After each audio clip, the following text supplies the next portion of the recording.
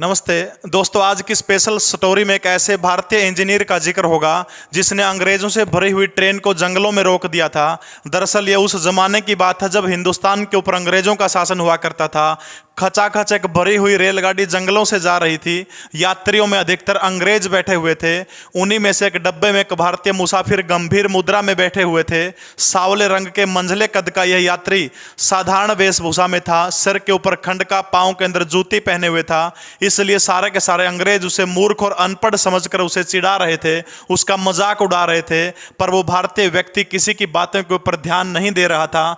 अचानक वो व्यक्ति रात के अंधेरे में उठता है, उठ करके ट्रेन की जंजीर को खींच देता है।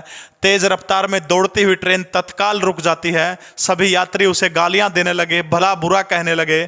थोड़ी देर में गार्ड आ जाता है और उसने पूछा कि जंजीर किसने खींची है।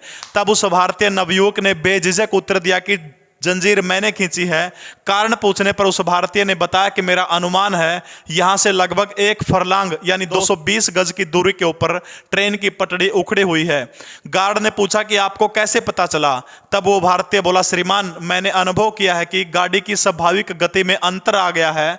पटरी से गूंजने वाली आवाज की गति ने मुझे खतरे का आभास करा दिया था। गार्ड उस व्यक्ति को साथ लेकर जब 220 गज की दूरी पर पहुंचा तो देख करके दंग रह गया कि वास्तव में उस जगह से पटरी के सारे नट बोल्ट खुले हुए हैं और सारे के सारे जोड़ खुले पड़े हैं। तब तक दूसरे यात्री भी वहां पर आ पहुंचते हैं।